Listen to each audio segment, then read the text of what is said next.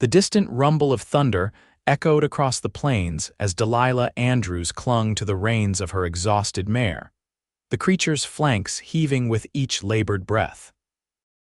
The year was 1875, and the unforgiving New Mexico Territory had already claimed too many lives. She was determined not to join them.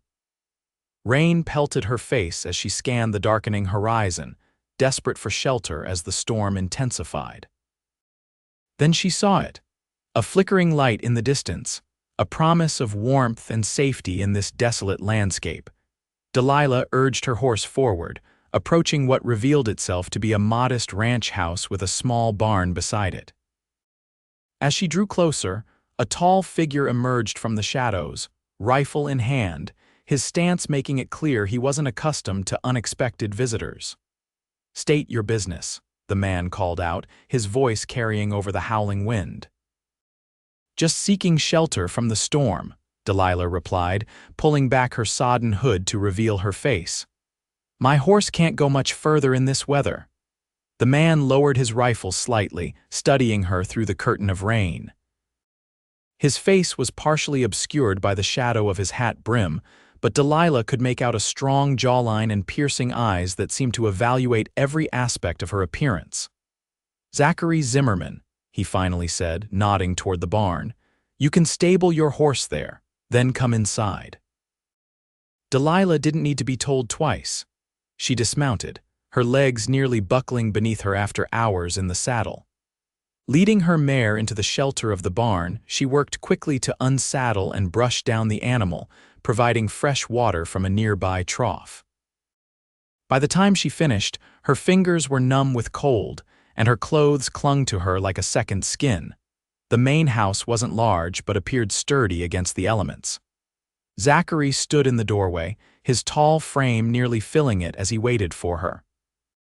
As she approached, lightning illuminated his features more clearly. A handsome face weathered by sun and wind, dark hair that curled slightly at the nape of his neck, and most noticeably, a jagged scar that ran from his right temple down to his cheek. He stepped aside to let her enter. "Fire's going, you can dry yourself."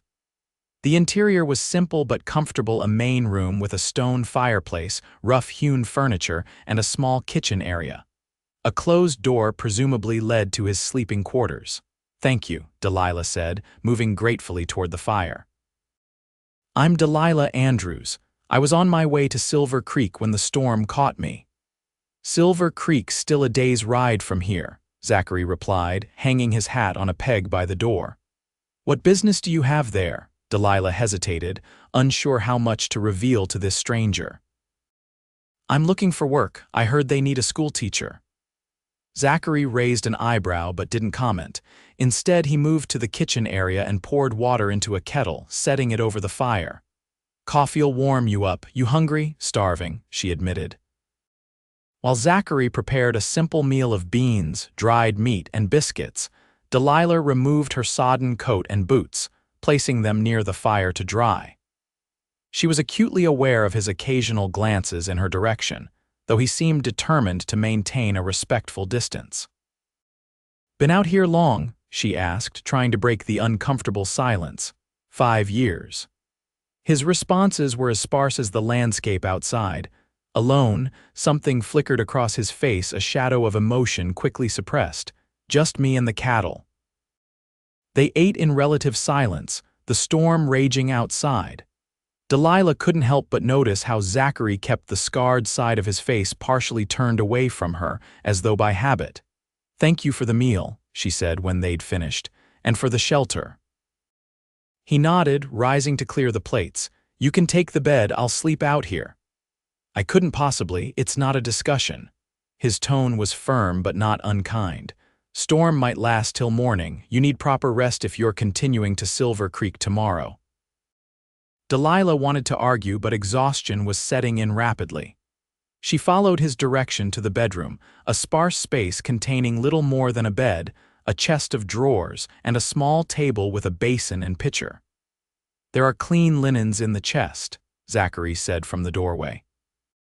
"Good night, Miss Andrews." "Good night, Mr. Zimmerman, and thank you again."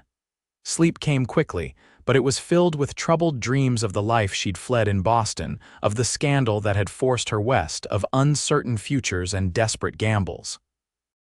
When Delilah awoke, sunlight streamed through the small window. The storm had passed. She dressed quickly and emerged to find Zachary already up, tending to something at the stove. "Morning," he said without turning. "Coffee's hot. Thank you." She poured herself a cup, noticing how the morning light emphasized the severity of his scar. It looked like an old wound, healed but permanently etched into his skin. They ate breakfast eggs and more biscuits with the same sparse conversation as the previous night. When they finished, Delilah insisted on helping with the dishes before preparing to depart. "Your mare looks better," Zachary commented as they walked to the barn. "Gave her some extra feed this morning." "That's very kind," Delilah said, touched by the consideration. "I fear I wasn't properly prepared for this journey." Zachary's expression softened slightly. "Few people are their first time out here." He hesitated before adding, "Silver Creek's rough country. Not always welcoming to outsiders, especially women on their own." "I don't have many options," she replied honestly. Something in her tone must have resonated with him because he studied her more intently. "There's trouble following you." It wasn't a question, and Delilah didn't treat it as one. "Isn't there trouble behind most people who come west?" A hint of a smile touched his lips. "Fair point." As she saddled her horse, Delilah felt his eyes on her. When she turned to thank him once more, she found him closer than expected.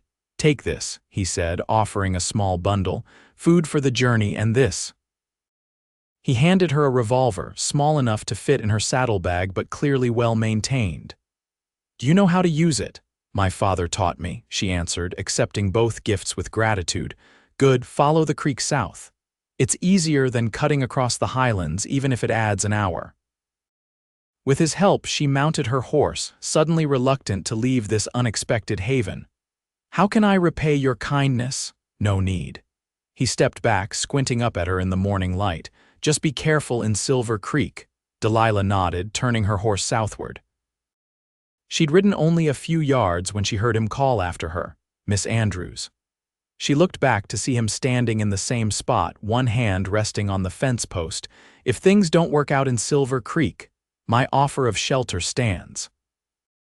It was more words than he'd spoken at once since they'd met. Delilah smiled, touching the brim of her hat in acknowledgement before continuing on her way. The journey to Silver Creek was indeed as long as Zachary had warned, but the weather held, and Delilah found herself thinking often of the taciturn rancher with the scarred face. There had been kindness in his eyes despite his gruff manner, a quality she'd found rare in her life recently. Silver Creek revealed itself to be exactly as Zachary had described, rough and unwelcoming. The small mining town bustled with activity, but Delilah immediately sensed she didn't belong. Men eyed her with either suspicion or unwanted interest as she made her way to the town's only hotel. The schoolteacher position, she discovered, had been filled 2 weeks earlier.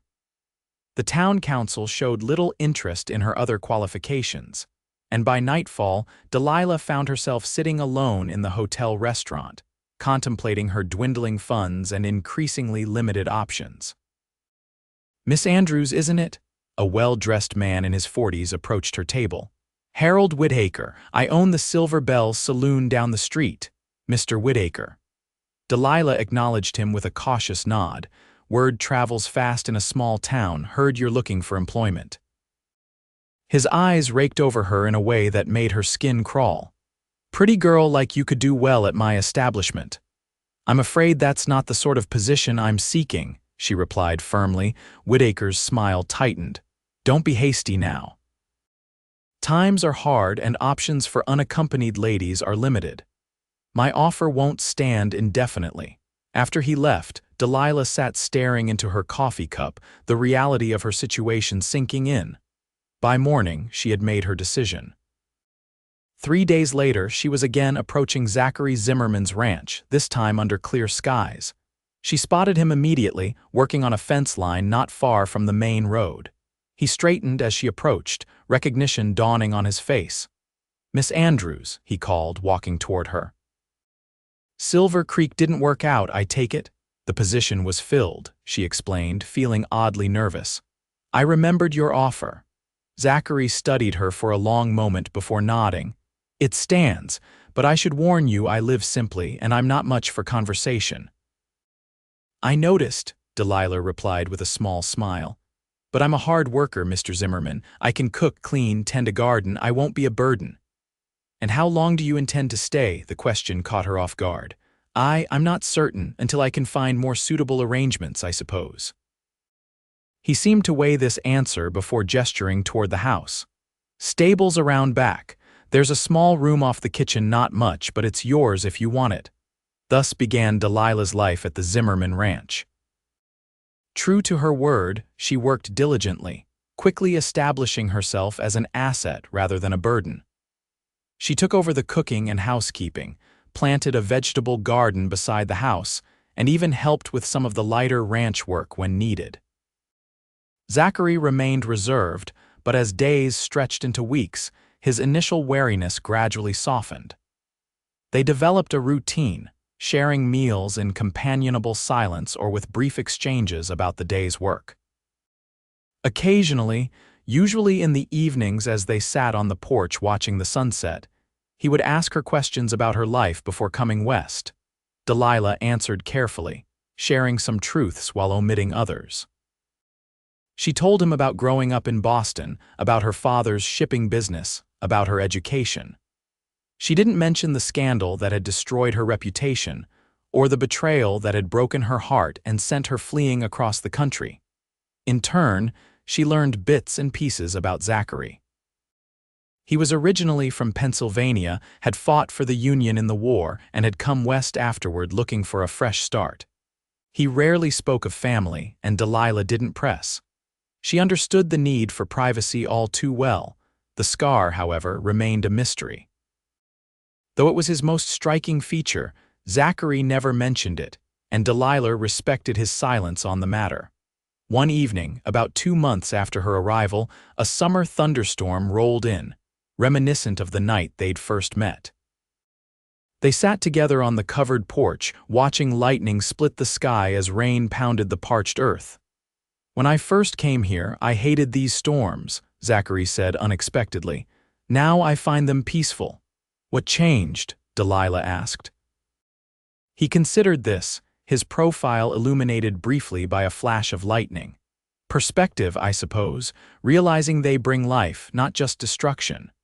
The conversation lulled again until Zachary spoke once more, his voice quieter.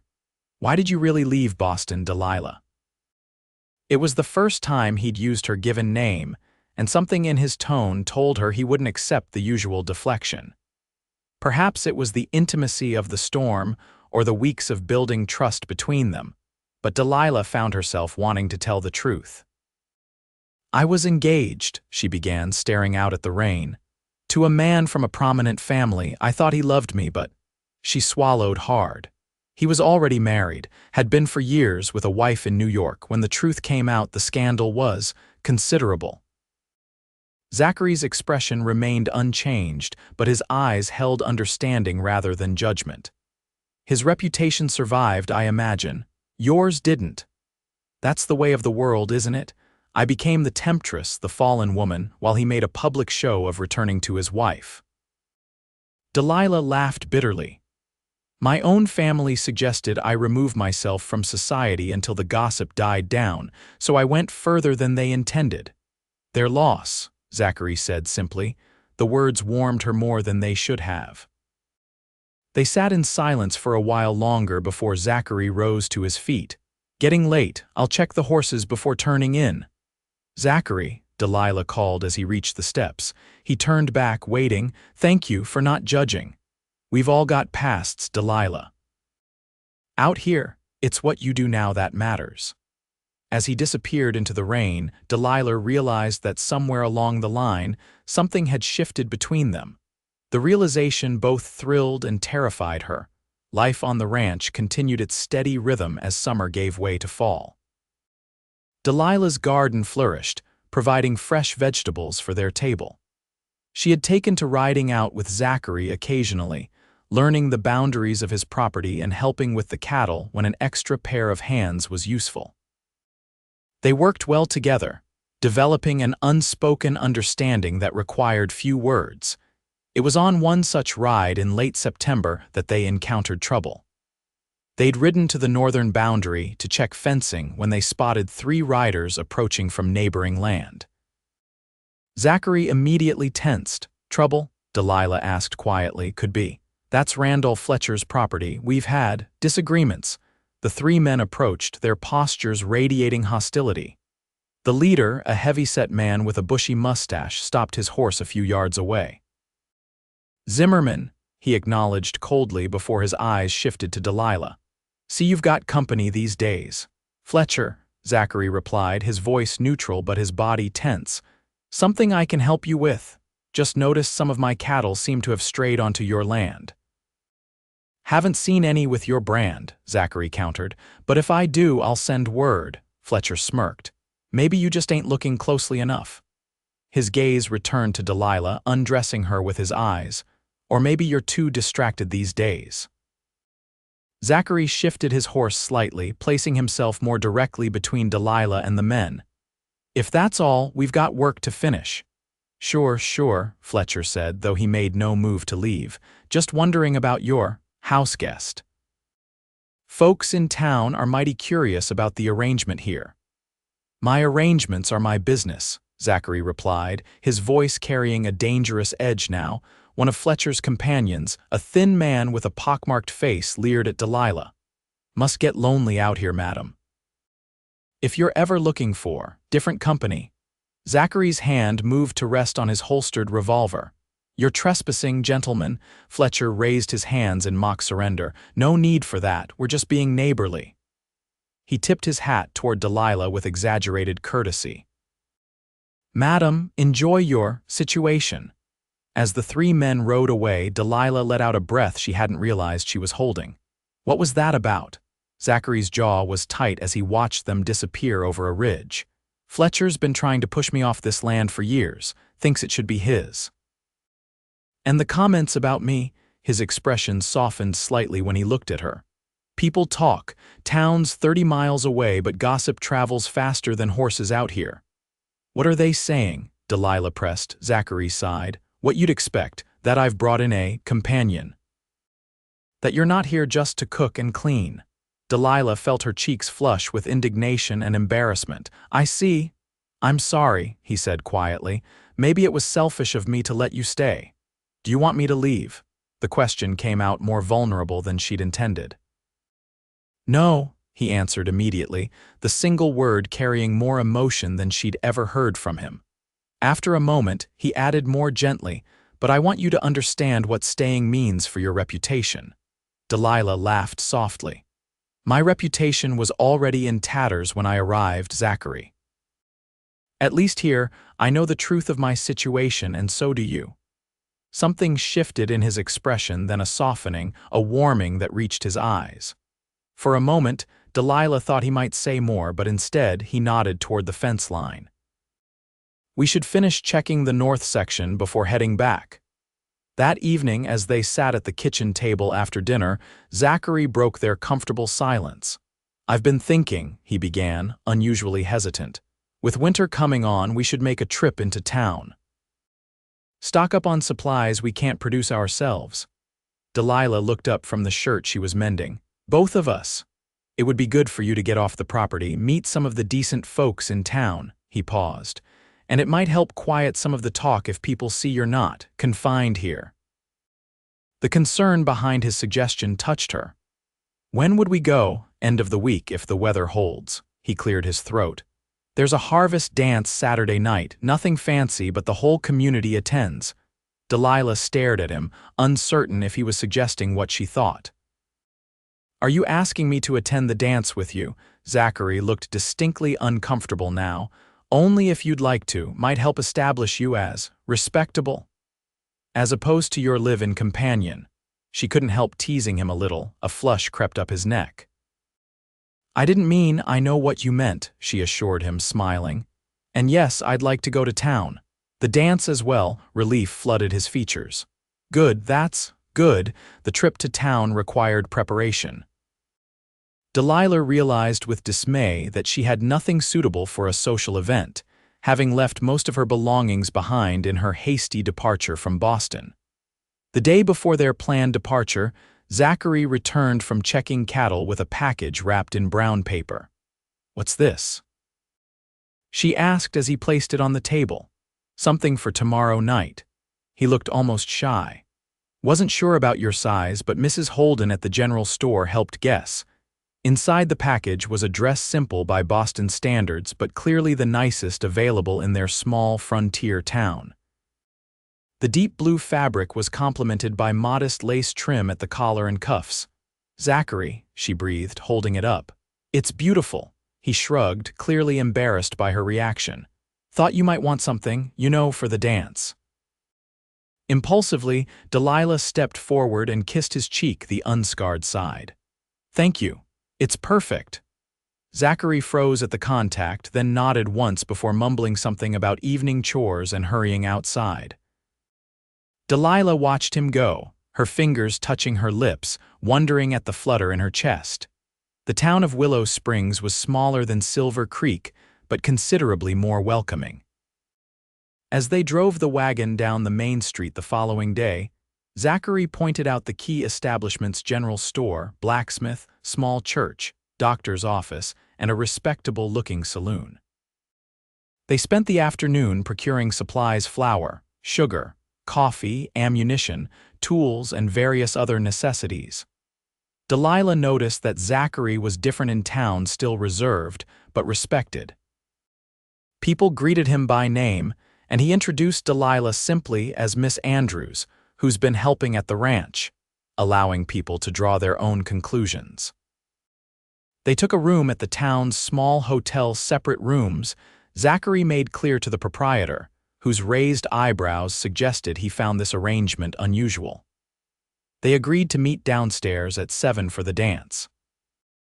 When Delilah descended the stairs that evening, wearing the blue dress with her hair arranged more carefully than it had been in months, she saw Zachary waiting in the small lobby. He'd clearly made an effort, as well. His clothes were clean and pressed, his usually unruly dark hair combed neatly, and he'd trimmed his beard.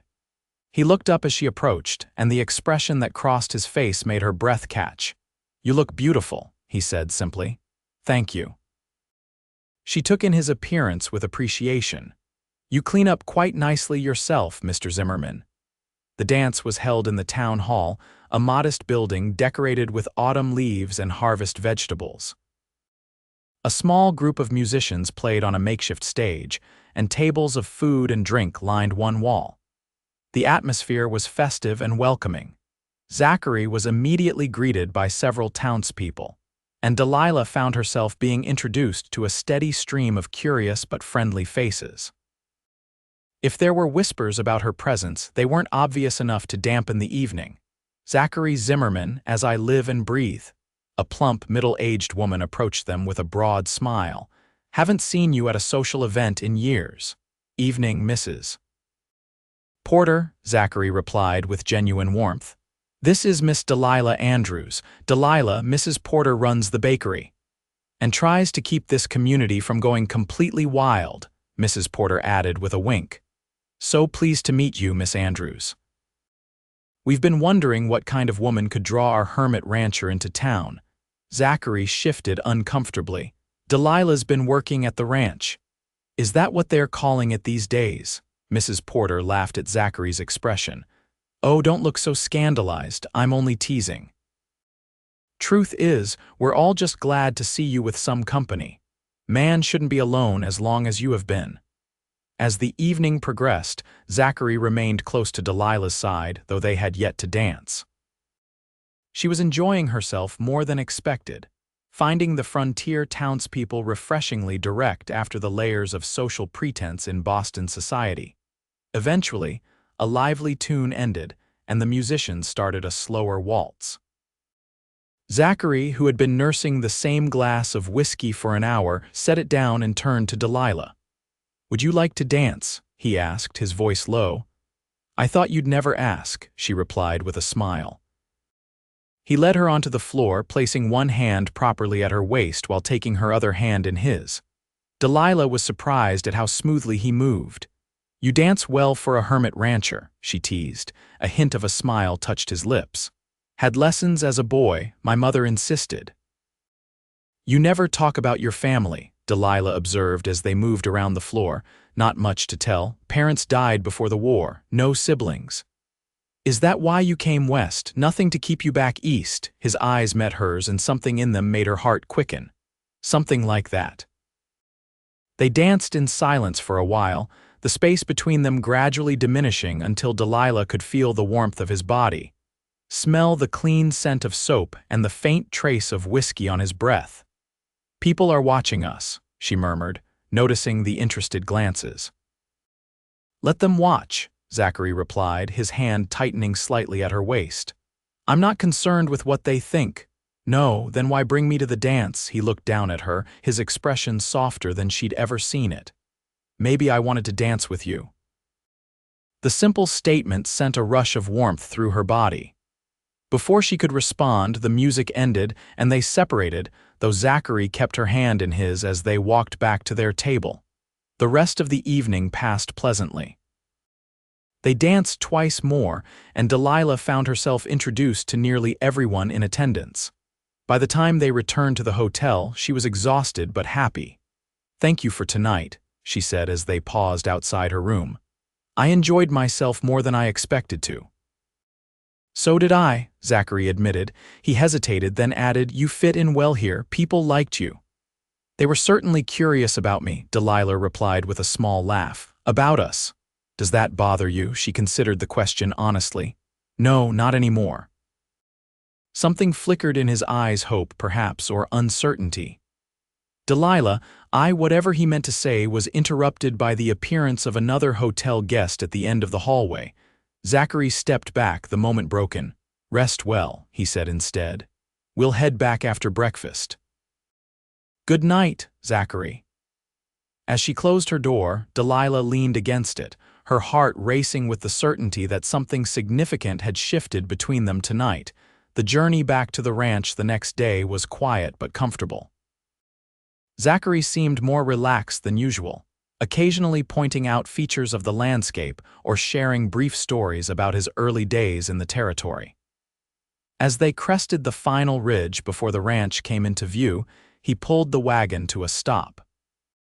"Home," he said simply, looking out over his property. Delilah followed his gaze, seeing the modest house, the barn, the corrals, the creek winding through the valley below. It wasn't grand or impressive by any measure, but there was something honest and enduring about it. "It's beautiful," she said sincerely.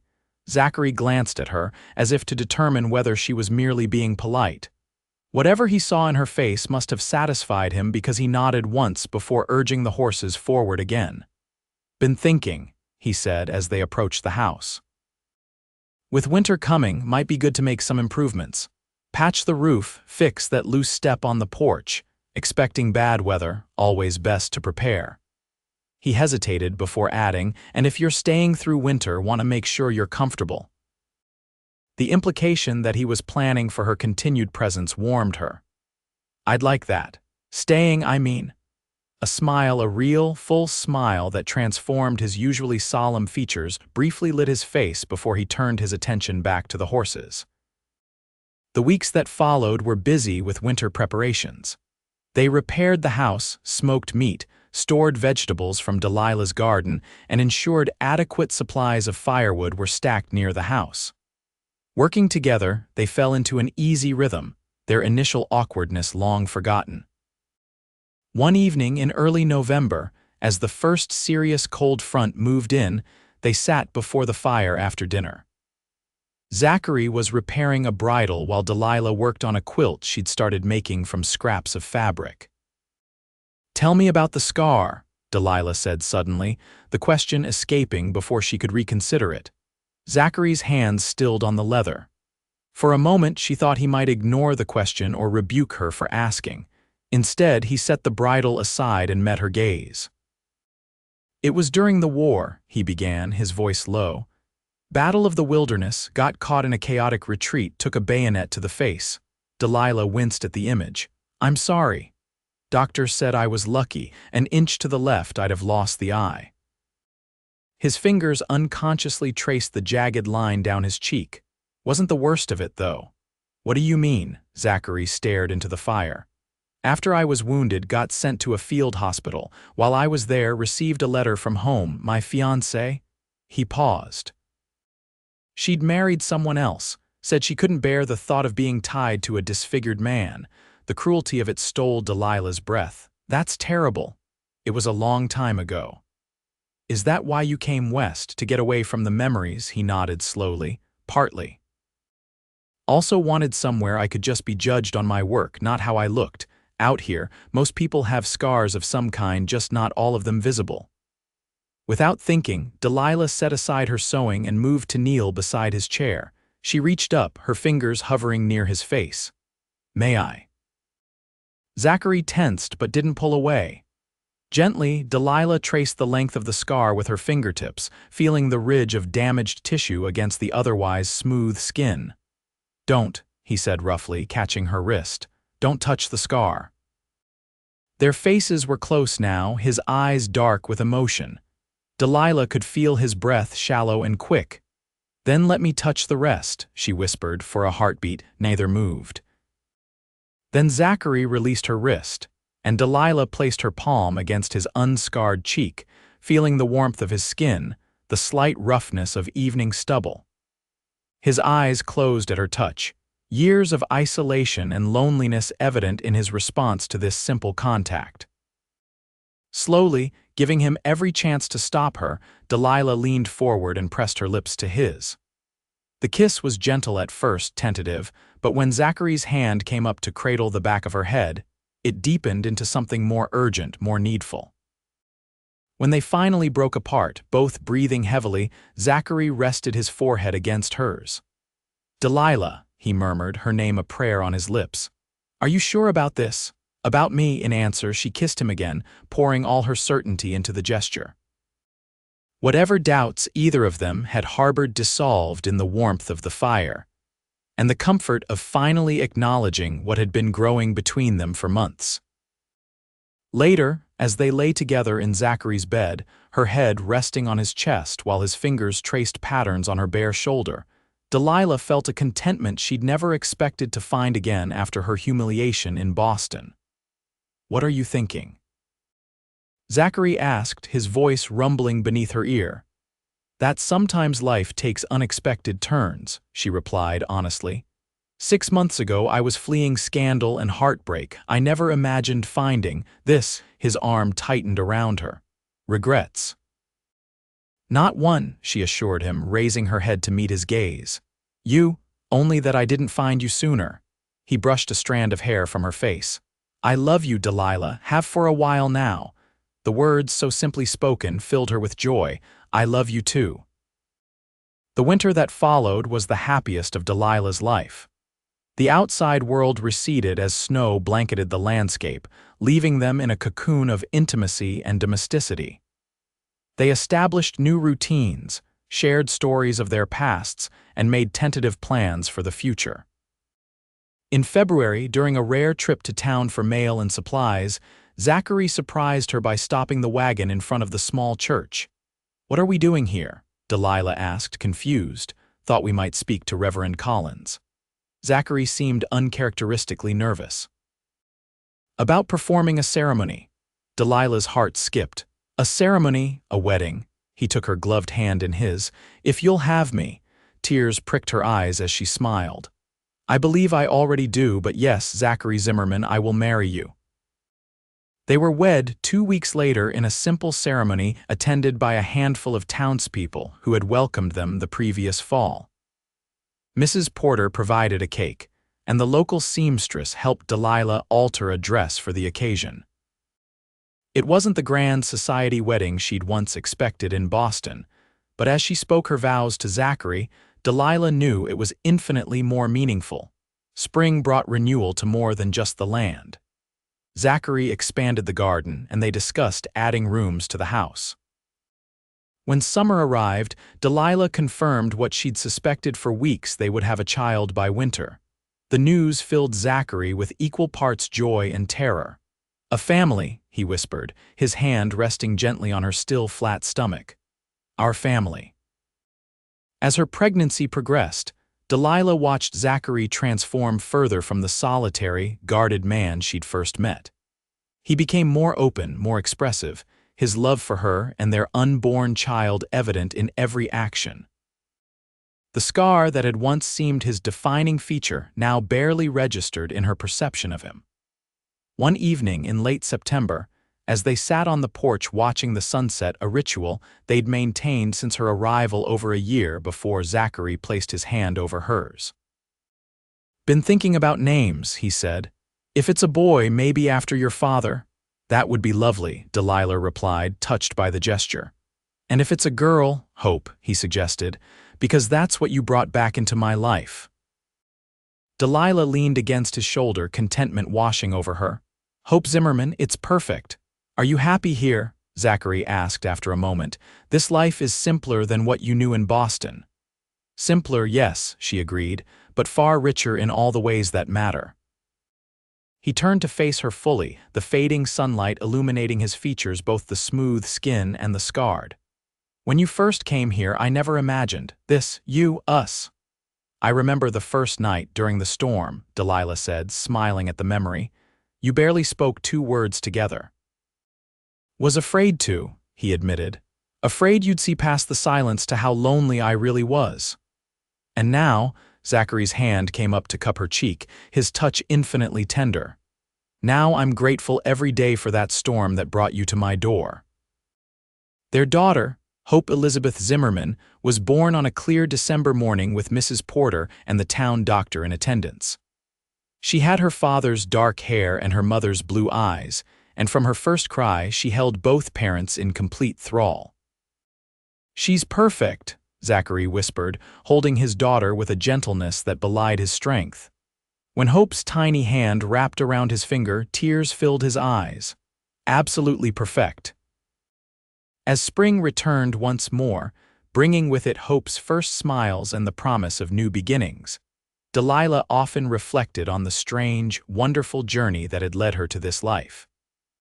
Standing in the doorway of their home, watching Zachary show their daughter the first flowers blooming in the garden, she felt a completeness she'd never imagined possible. The ranch had prospered along with their family. With Delilah's encouragement, Zachary had expanded their cattle operation and even begun breeding horses, developing a reputation for quality stock throughout the territory.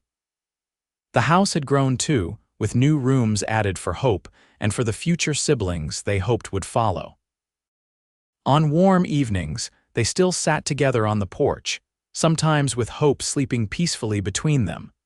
They would talk of small daily matters or larger dreams, comfortable in the knowledge that whatever came, they would face it together. "You ever think about that first night?" Zachary asked one such evening as they watched stars appear in the darkening sky. "When I told you not to touch my scar," sometimes, Delilah admitted, "though it seems like a lifetime ago." "I was so afraid then," he said quietly, glancing down at Hope slumbering against his chest. "Afraid to be seen, afraid to be known." "And now?" Delilah asked, echoing a question from long ago. Zachary smiled the full, unguarded smile that had once been so rare but now came easily. "Now I know there's nothing more valuable than being truly seen by someone who loves you anyway." Delilah leaned over to kiss him softly, mindful of their sleeping daughter. "I don't just love you anyway, Zachary Zimmerman, I love all of you, scars and all." As if in agreement, Hope stirred and yawned, her little hand reaching up to pat her father's cheek directly over the scar before settling back into sleep. Zachary and Delilah exchanged a look of pure joy, secure in the knowledge that the wounds of their pasts had healed into something beautiful and enduring. The years that followed brought more children, twin boys who inherited their father's quiet strength and their mother's determination, and another daughter who arrived as a welcome surprise when Hope was 7. Their home expanded to accommodate the growing family, as did the ranch operations. Zachary and Delilah's love story became something of a legend in Willow Springs, retold by Mrs. Porter and others who had witnessed their unlikely beginning. Young couples were advised to look to the Zimmermans as an example of enduring love built on mutual respect and understanding. On their 20th anniversary, with their children nearly grown and the ranch thriving, Zachary took Delilah back to the ridge where they had stopped on that return journey from town so many years before. "Remember this spot?" he asked, as they dismounted from their horses. "Of course," Delilah replied, looking out over the property that had been her home for 2 decades. "It's where you first called this place home to me." Zachary took her hand, his touch still sending the same thrill through her after all these years. "Best decision I ever made bringing you here." "Best decision I ever made staying," she countered, leaning into his embrace. As they stood together, overlooking the life they had built, Delilah thought about the journey that had brought them to this moment, a chance encounter during a storm, a scarred man and a wounded woman finding healing in each other's arms. It wasn't the life she had once imagined for herself, but it was more fulfilling than any she could have dreamed. "I love you, Zachary Zimmerman," she said, turning in his arms to face him. "Every part of you." He smiled, the years having softened but never erased the scar that had once defined him. "And I love every part of you, Delilah Zimmerman, always have, always will." Their kiss, witnessed only by the vast New Mexico sky, sealed a promise that had begun on a stormy night long ago, a promise of acceptance, of healing, and of a love that would endure through whatever storms might come.